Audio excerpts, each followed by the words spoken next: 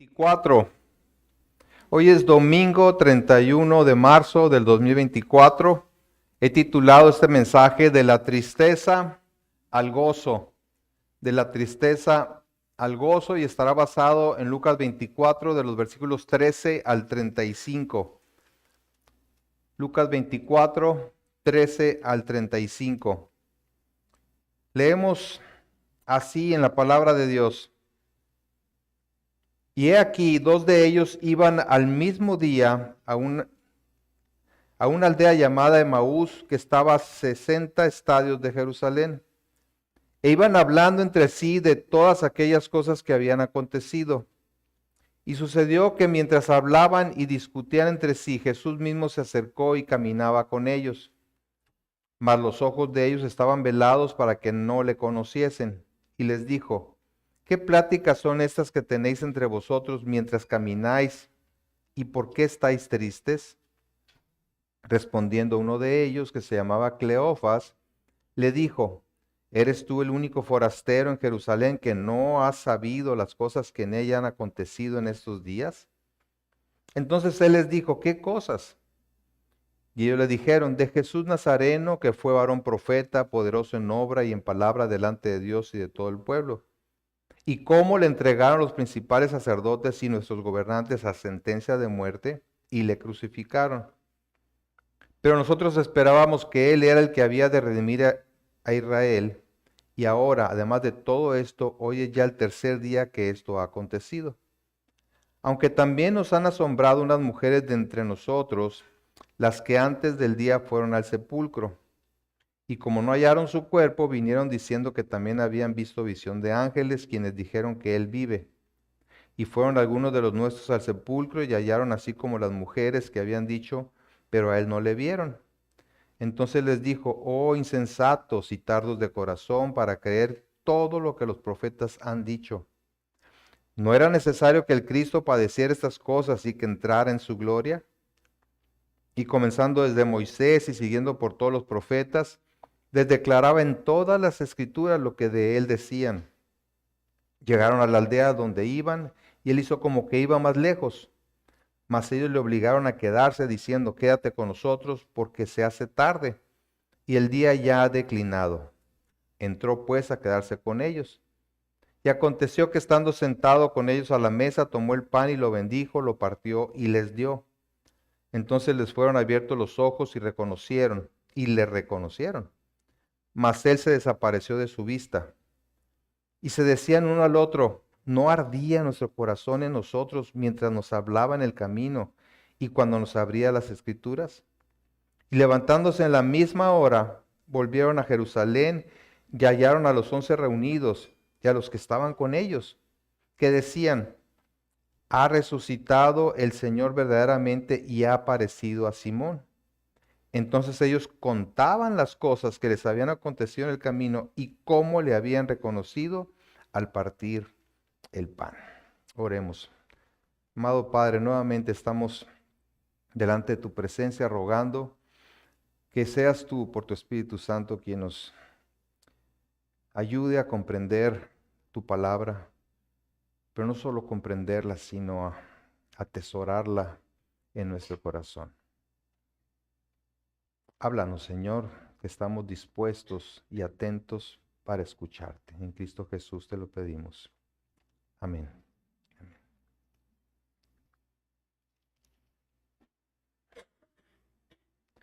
Existe una manera que yo podría decir curiosa en inglés de referirse al Viernes Santo.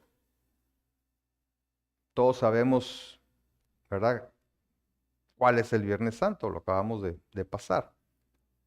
Pero en inglés le llaman Good Friday o Buen Viernes.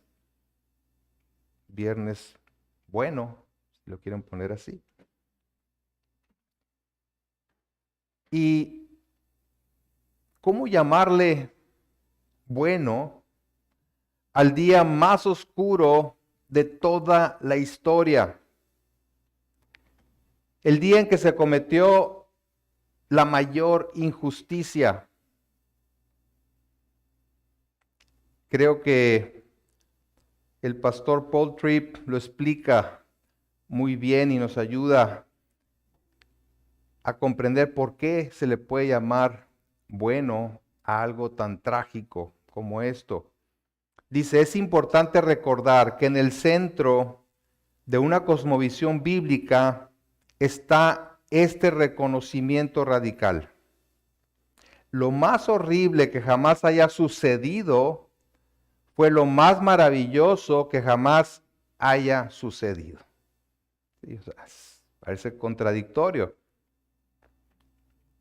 Lo repito, lo más horrible que jamás haya sucedido fue lo más maravilloso que jamás haya sucedido.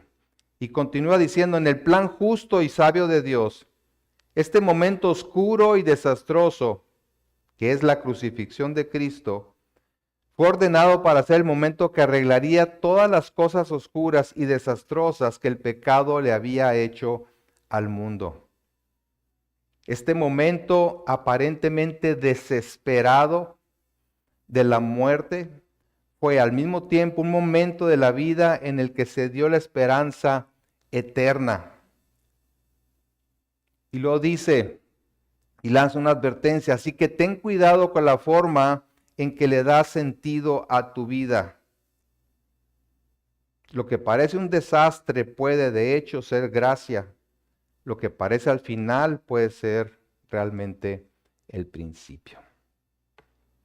En el pasaje de Lucas en el que estamos, vemos precisamente una actitud de desesperanza que invadía no solo a esos dos hombres que iban caminando rumbo a Emaús, sino a la mayoría de los seguidores de Jesús justo después de su muerte.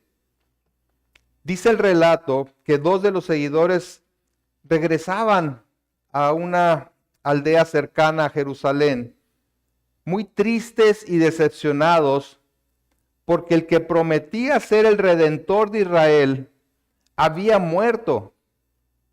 Y ya había transcurrido tiempo, ya era el tercer día, sin que pudieran constatar su resurrección. Tal como sucede con todo aquel que se une a Cristo por la fe. Estos dos hombres fueron llevados de la desesperanza de unos acontecimientos que para ellos eran trágicos al gozo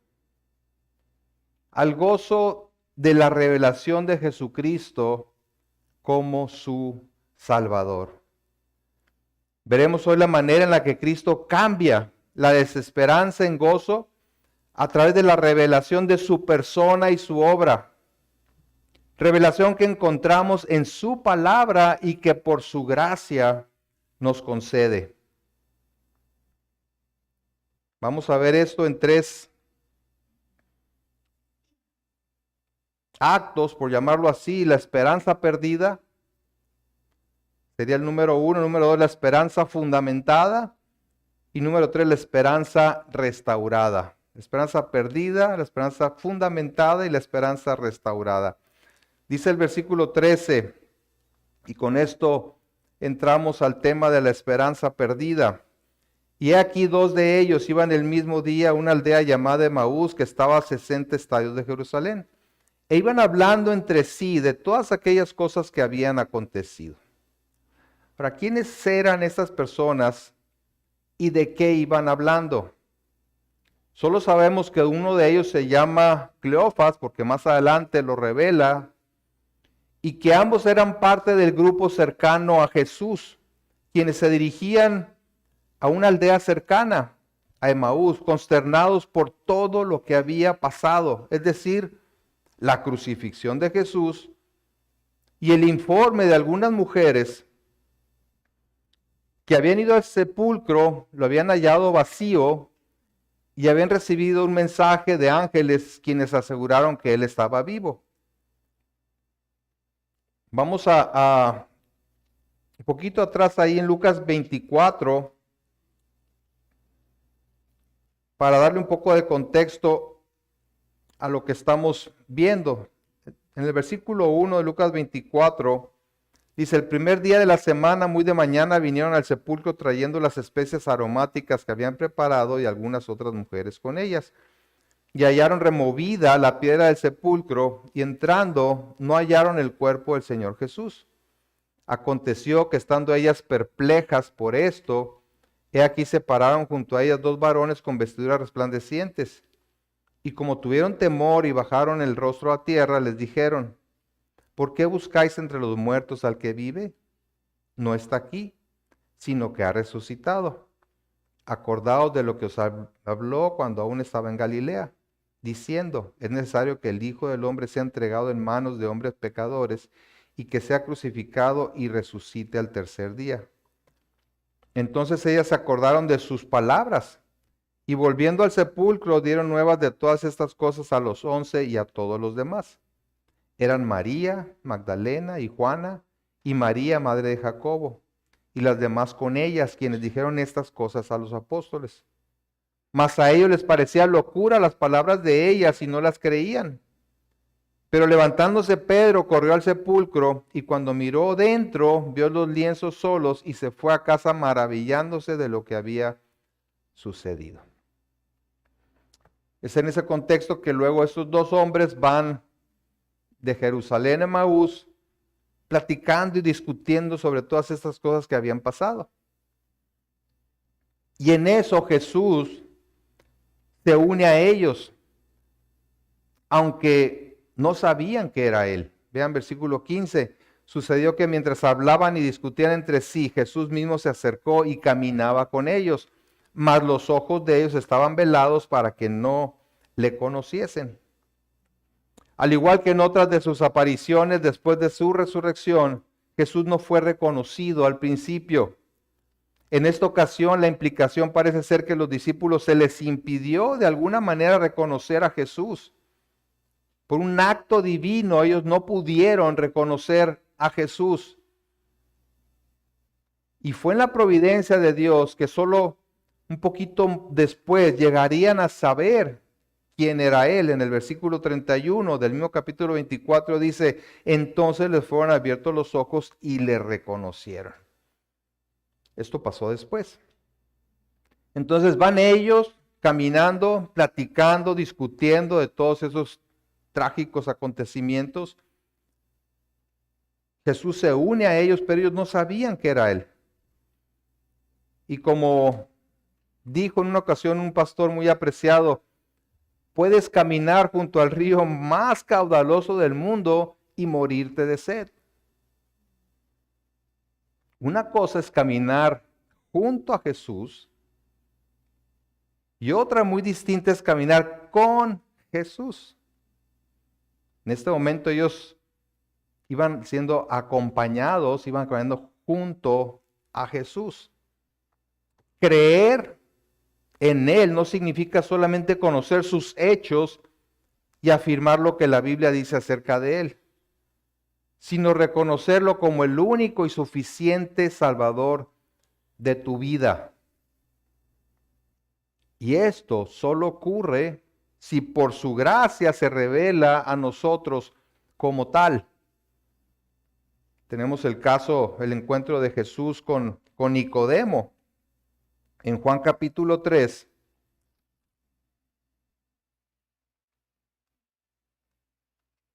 Nicodemo, un principal entre los fariseos, busca a Jesús de noche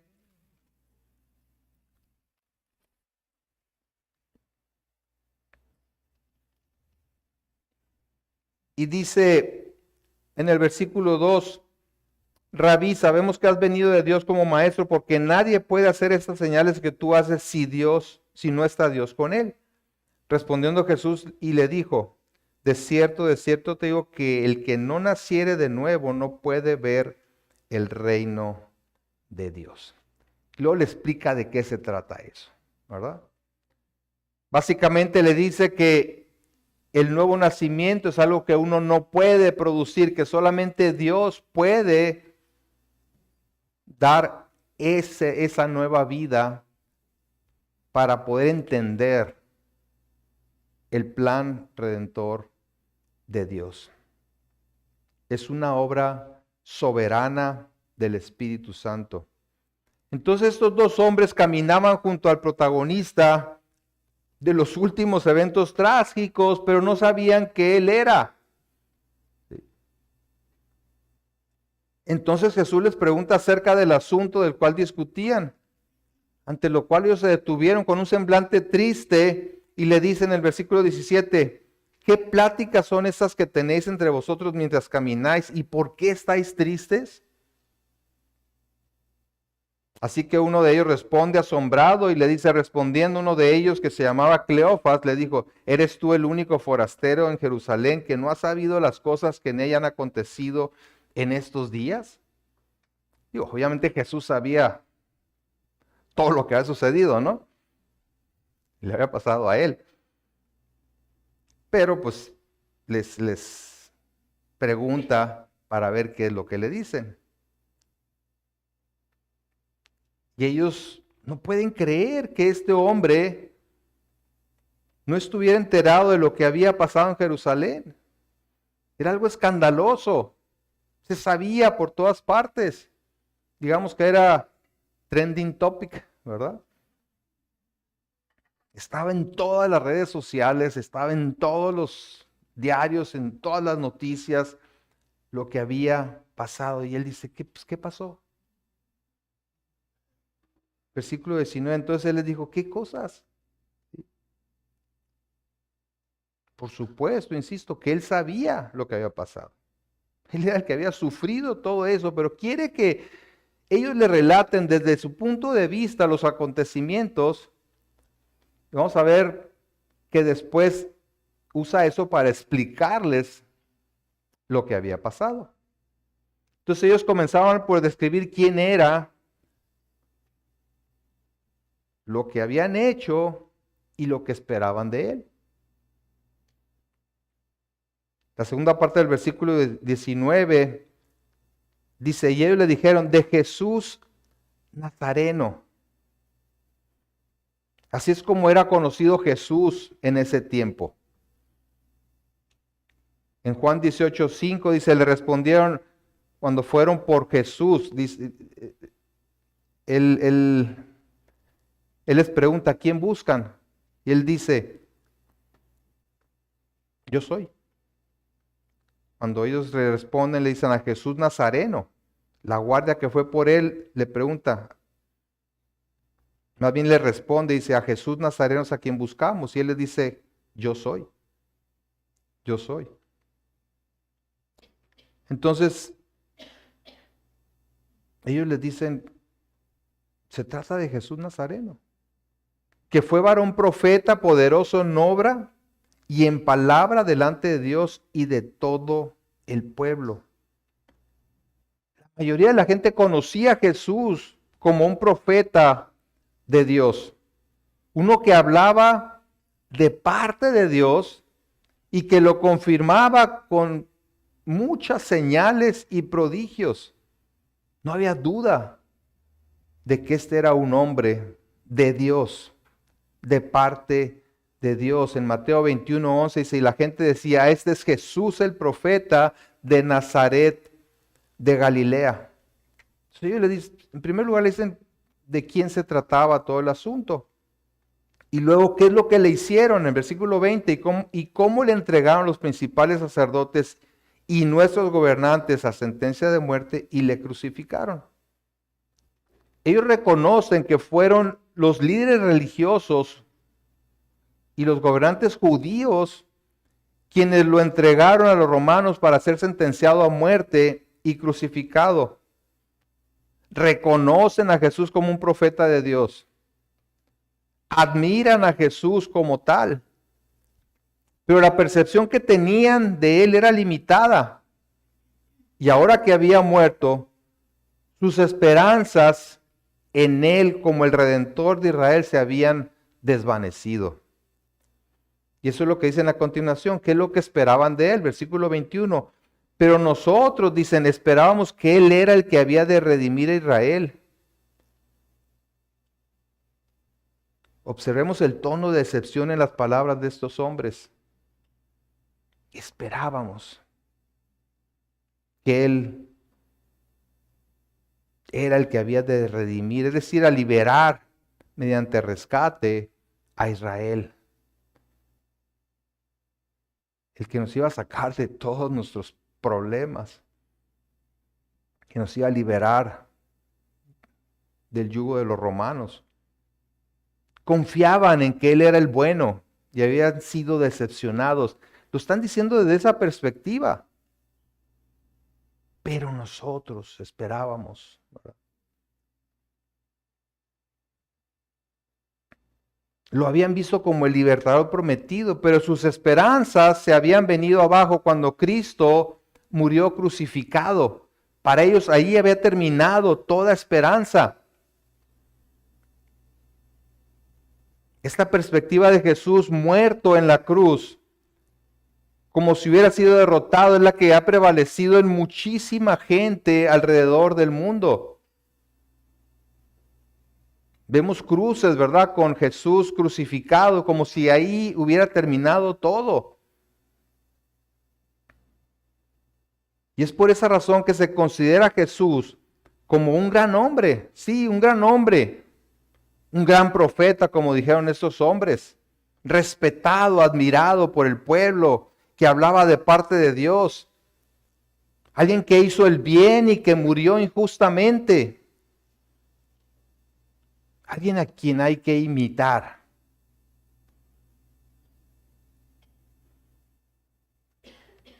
Pero sabemos que Jesús es mucho más que eso.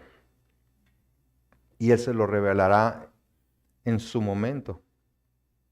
Y para agregar a su decepción, dicen que ya era el tercer día desde su muerte, como dando a entender que no se había cumplido la promesa de que al tercer día resucitaría. Dice, esperábamos que Él fuera nuestro Redentor, pero ya pasaron 3 días desde que murió y nada ha sucedido. Es decir, si fuera cierto que resucitaría el tercer día, ya lo hubiéramos visto, alguien lo hubiera visto. Bueno, hay ciertos rumores, reconocen, de que Él vive. Dice el versículo 22, aunque también nos han asombrado unas mujeres de entre nosotros, las que antes del día fueron al sepulcro, y como no hallaron su cuerpo, vinieron diciendo que también habían visto visión de ángeles, quienes dijeron que Él vive. Y fueron algunos de los nuestros al sepulcro y hallaron así como las mujeres habían dicho, pero a Él no le vieron, refiriéndose a Pedro principalmente y a Juan. ¿Sí? Yo creo que parte de lo que estos dos hombres iban discutiendo en el camino, cuando Jesús se les unió, era precisamente este asunto de no haber encontrado el cuerpo en el sepulcro. Como que dicen, bueno, pues fueron estas mujeres, no lo encontraron, fueron Pedro y Juan, no lo encontraron, pero no lo vieron tampoco. Entonces, pues han de ser, alguien se lo llevó tal vez, ¿no? No sé qué estarían pensando y discutiendo. Como no lo vieron físicamente, desestimaron la posibilidad de que en realidad hubiese resucitado. No era para ellos el testimonio de estas mujeres, de estos hombres, no era una confirmación de su resurrección, puesto que no lo habían visto. Aún nadie lo había visto físicamente. Claro, lo tenían a un lado de ellos, ¿no? No lo podían ver. Bueno, pero al menos había una ligera esperanza de que algo estuviera pasando. El problema tanto de estos hombres como de la mayoría de la gente era que no asociaban estos dos eventos con lo que las escrituras decían acerca del Mesías. De ahí que Jesús los reprenda por su incredulidad. Y eso nos lleva al segundo punto, que es la esperanza fundamentada. Tenía que haber una base bíblica para mantener la esperanza. Versículo 25 le dice Jesús, oh insensatos y tardos de corazón para creer todo lo que los profetas han dicho.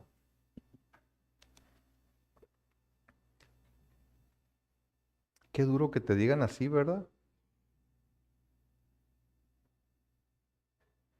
Insensatos y tardos de corazón para creer. Insensato se refiere a su necedad para creer a pesar de todas las evidencias que tienen delante de ellos. Tardos de corazón se refiere a su lentitud para aceptar las verdades que Dios ha hablado a través de los profetas. Si han atestiguado todo lo que los profetas han hablado acerca del Mesías, ¿por qué no lo creen? ¿Y no nos pasa esto a nosotros mismos? Y aun cuando tenemos la gran ventaja de vivir con las revelaciones de la persona y la obra de Cristo, muchas veces dudamos de lo que significa que ha venido para liberarnos de la esclavitud del pecado y de la culpa que conlleva, y que ha resucitado para darnos la esperanza de una nueva vida. Caminamos como si Cristo estuviera muerto, se hubiera quedado en el sepulcro. Entonces Jesús los confronta precisamente con lo que los profetas han dicho en cuanto al Mesías. Versículo 26. ¿No era necesario que el Cristo padeciera estas cosas y que entrara en su gloria? O sea, piensen por un momento, les dice. ¿Acaso no hablaron los profetas acerca de la necesidad de que el Cristo debía entrar en la gloria a través del sufrimiento? Pero habían bloqueado esa parte, no solamente ellos, la mayoría de los judíos habían bloqueado esa parte del sufrimiento del Mesías. Dice, en primer lugar, era necesario que el Mesías padeciera estas cosas. De manera que sus padecimientos no eran una objeción contra su mesianidad, sino más bien una prueba contundente de la misma. No habría podido ser Salvador sin el sufrimiento. ¿Por qué? Porque era necesario que hubiera muerte como pago por los pecados. La Biblia dice que sin derramamiento de sangre no hay remisión de pecados. Y eso es lo que apuntaba todo el Antiguo Testamento a través de los sacrificios. Un inocente tenía que morir para cubrir los pecados. Y en segundo lugar, de este modo debía entrar en su gloria, tal como lo hizo por su resurrección y ascensión a los cielos. Jesús les dice que la raíz del problema fue su fracaso en aceptar lo que se enseña en la profecía bíblica. Los profetas habían hablado con bastante claridad acerca de la necesidad del sufrimiento de Cristo antes de entrar en su gloria. Y para demostrarles esto, Jesús comenzó un estudio intensivo de la Biblia, un estudio sistemático en lo que haya durado esa caminata, explicándoles a ellos desde las Escrituras del Antiguo Testamento lo que dice acerca del Cristo. Dice el versículo 27, y comenzando desde Moisés y siguiendo por todos los profetas, les declaraba en todas las Escrituras lo que de él decían. Básicamente les mostró que los padecimientos sufridos por Jesús en aquellos días eran el cumplimiento de las Escrituras y no se oponían a ellas. Comenzando por Moisés, es decir, por el Pentateuco, los primeros 5 libros de la Biblia, y continuando por todos los que hablaron de parte de Dios, les explicaba lo que se decía acerca del Cristo. Y me gusta lo que dice el comentario exegético de Jamieson. Dice, esto lo hizo Jesús como una muestra de que a lo largo del Antiguo Testamento se lleva a cabo un propósito divino consistente, Un propósito que al final significaba y debe significar la cruz. Lo terrible del pecado se encuentra en todo el Antiguo Testamento y también lo hace el profundo, profundo amor de Dios. Al final esta combinación hizo inevitable el Calvario. Los dos tenían ideas equivocadas de lo que enseñaba el Antiguo Testamento y por lo tanto tenían ideas equivocadas acerca de la cruz. Pero Jesús no los dejaría solo con la enseñanza, sino que se revelaría a ellos de manera personal. Así que vemos en la última parte de este pasaje la esperanza restaurada. El versículo 28 dice, llegaron a la aldea donde iban y él hizo como que iba más lejos, mas ellos le obligaron a quedarse diciendo, quédate con nosotros porque se hace tarde y el día ya ha declinado. Entró pues a quedarse con ellos. Y aconteció que estando sentado con ellos a la mesa, tomó el pan y lo bendijo, lo partió y les dio. Es decir, una vez sentados a la mesa, no sabemos si era casa de alguno de ellos, era un mesón, no es importante eso. El asunto es que Jesús tomó el rol del anfitrión, aun cuando él era el invitado. Y bendijo el pan y lo partió para que todos comieran. Esta era una costumbre durante una comida judía. Así como nosotros tenemos la costumbre de dar gracias antes de comer. Así lo hacían. Fue en ese momento de comunión íntima que Jesús aprovechó para revelarse a ellos. Versículo 31 dice, entonces les fueron abiertos los ojos y le reconocieron. Y le reconocieron. Yo creo que estaban listos para abrazarlo o no sé qué. Pero dice, mas él se desapareció de su vista. El velo que había permanecido en ellos les fue quitado por la gracia del Señor. Así como había impedido que lo reconocieran cuando se unió a ellos en su caminata, así ahora le retiraba el velo y ya no tuvieron dudas de que se hallaban delante del Señor. Y esta es una realidad aún para nosotros. Pues la revelación del Hijo es posible únicamente por medio de su gracia y de su Espíritu. Hablando de los israelitas, el apóstol Pablo dice en 2 Corintios capítulo 3, y van ahí por favor, 2 de Corintios 3.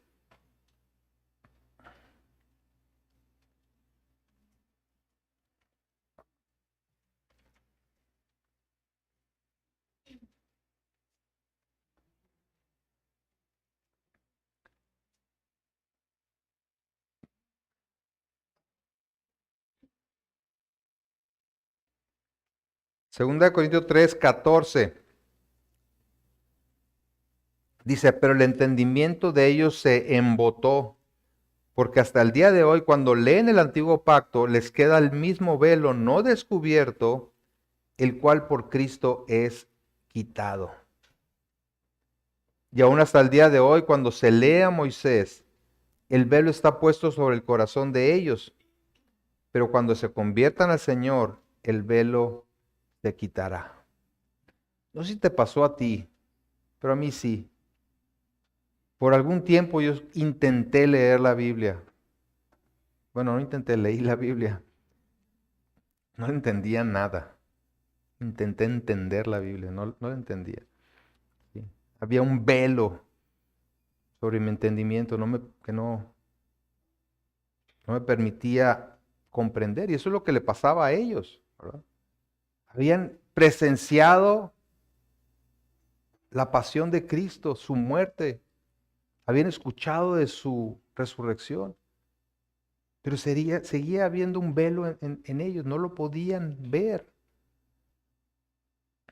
Hasta que el Señor les abrió los ojos.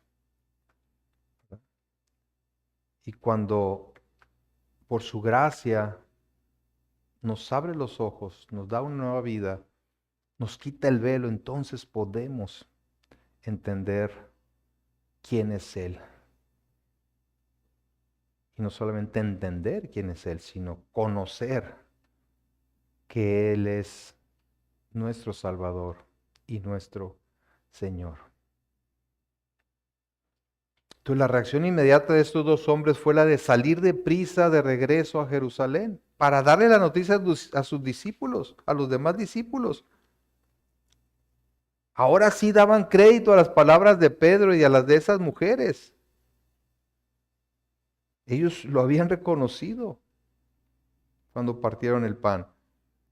Versículo 32, y se decían el uno al otro, ¿no ardía nuestro corazón en nosotros mientras nos hablaba en el camino y cuando nos abría las escrituras? Y levantándose en la misma hora volvieron a Jerusalén y hallaron a los 11 reunidos y a los que estaban con ellos, que decían, ha resucitado el Señor verdaderamente y ha aparecido a Simón. Para este entonces ya el Señor había aparecido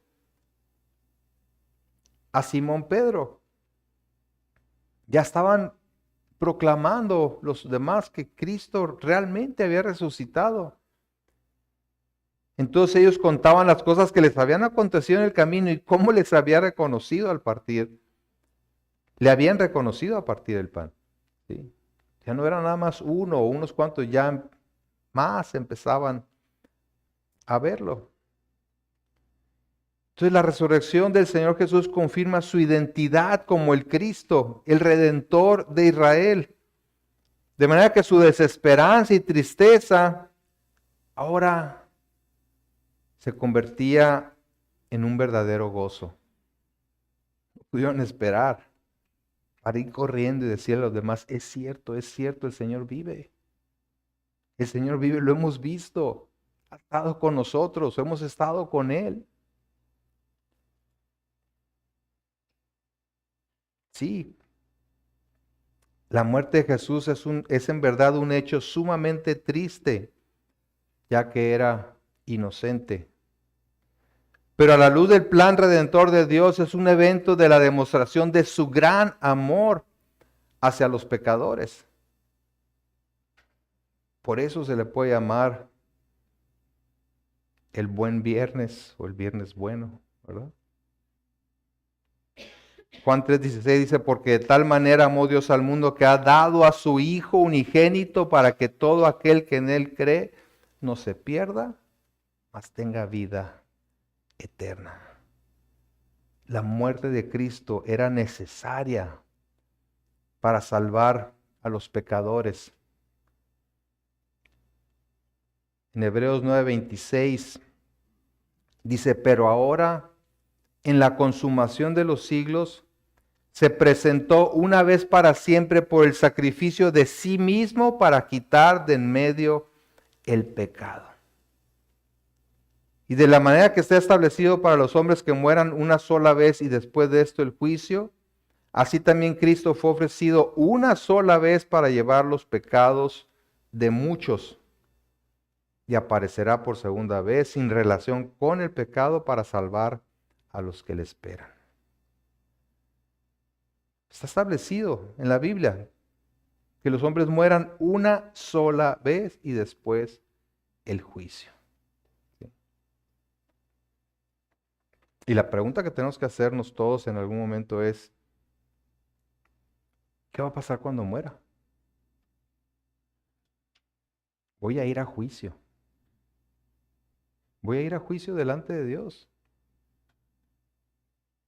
Y me voy a enfrentar con un Dios santo, con un Dios justo, que no tendrá por inocente al culpable.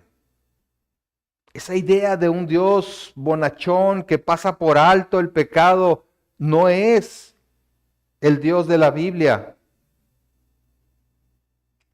Ciertamente es bueno.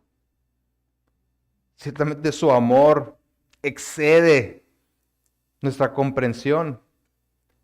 Pero no porque pase por alto el pecado. No porque nos vea y dice, pues sí, ok, pecaste, pero mira, voy a hacer como que no veo. Dejaría de ser justo si actuara así. No. Sigue siendo justo. ¿Por qué? Porque alguien pagó por nuestros pecados. Y ese es Jesucristo, el inocente.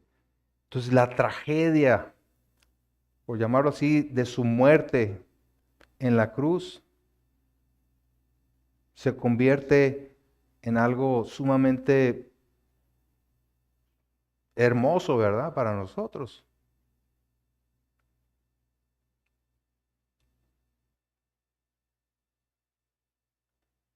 Vamos a dar cuentas.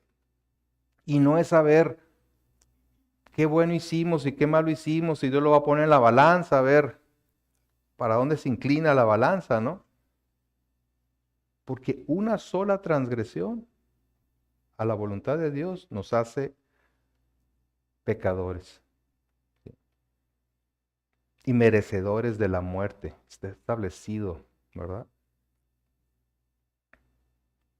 Pero Cristo fue ofrecido una sola vez para llevar los pecados de muchos.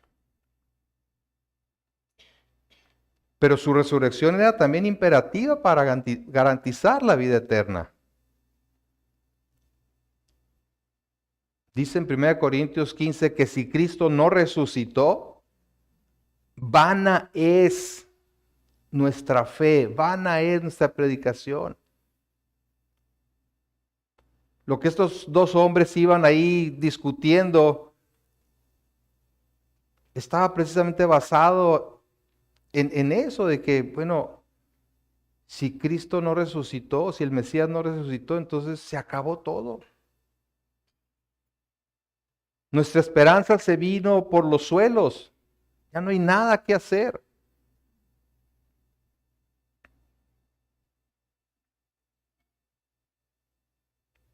Pero como Cristo resucitó, entonces las cosas son diferentes.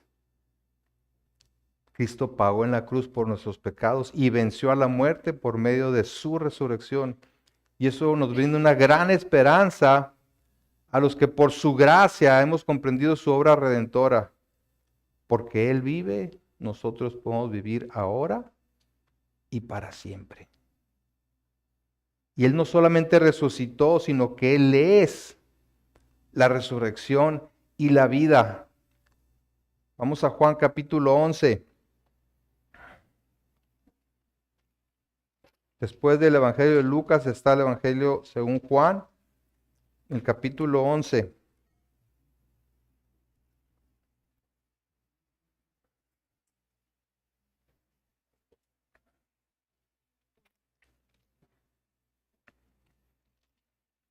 Es el pasaje donde a Jesús le avisan que su amigo Lázaro ha muerto.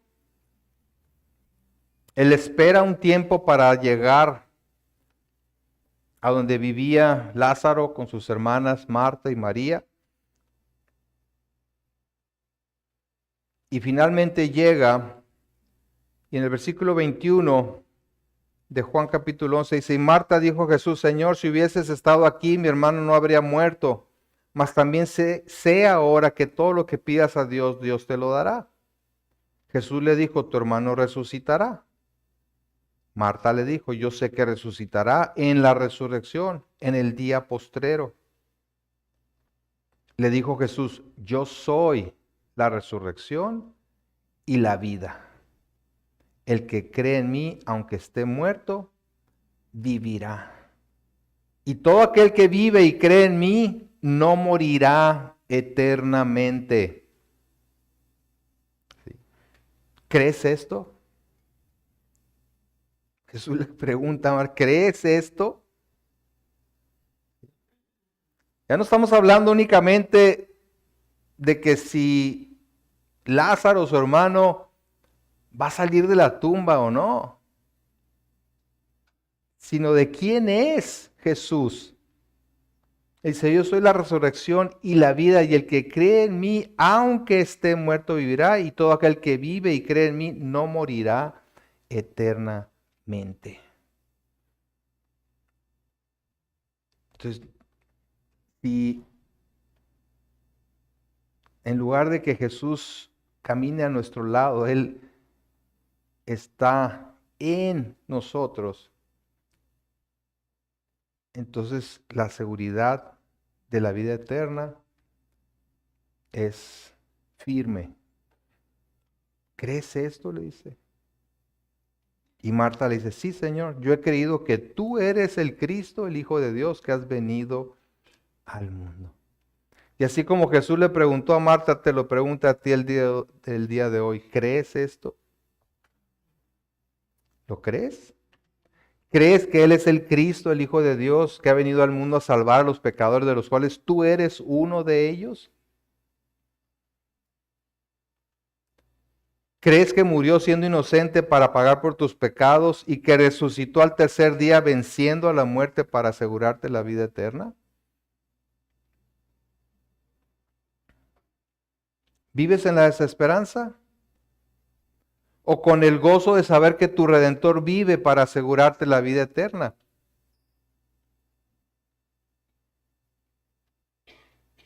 Puedes decir junto con el salmista que en el 30:11 dice, has cambiado mi lamento en baile, desataste mi cilicio, me ceñiste de alegría, quitaste mis ropas de luto y me vestiste para el baile. Por tanto a ti cantaré, gloria mía, y no estaré callado. Jehová, Dios mío, te alabaré para siempre.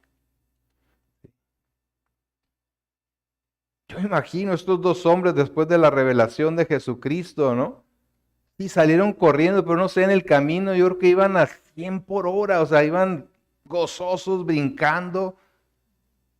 Hemos visto al Señor que estaba con nosotros. Nos mostró en las Escrituras todo lo que dice acerca de Él. ¿Cómo pudimos ser tan insensatos y tardos para creer?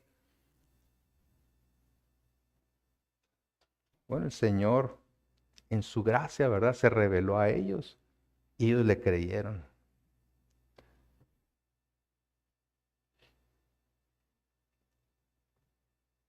¿En qué está basada tu fe? Es importante que te hagas esta pregunta y que la contestes sinceramente. ¿En qué está basada tu fe? ¿En lo que ven tus ojos? ¿En las circunstancias que se presentan en tu vida? ¿En lo que otros dicen acerca de Jesús o de Dios? ¿En lo que tú piensas o incluso en lo que tú sientes? Es que siento que tengo fe. Jesús tomó, no llevaba los pergaminos, pero usó las Escrituras para llevar a estos dos hombres a mostrarles lo que dicen de Él, del plan redentor de Dios a través de Él. Entonces nuestra fe tiene que estar en Cristo, tiene que estar basada en lo que la Biblia enseña acerca de Él. Así como Jesús instruyó a esos dos hombres por medio de las Escrituras, así también nos instruye a nosotros para comprender mejor quién es Él y a qué ha venido. Ciertamente, a cambiar una situación de desesperanza a una situación de gozo, de alegría, de esperanza, ¿verdad? Porque Él vive, hoy podemos cantar, hoy podemos alegrarnos, ¿verdad? Porque tenemos la vida eterna si hemos creído en Él. Vamos a participar de la cena del Señor. Los que han sido bautizados en la fe de Cristo, en esta realidad de su muerte y su resurrección, y han sido bautizados como testimonio de que han creído, pueden participar. Y tengan en cuenta, por favor, que no es que no es algo que le agrega a nuestra vida cristiana. Es algo que hacemos en reconocimiento de lo que Cristo ha hecho por nosotros.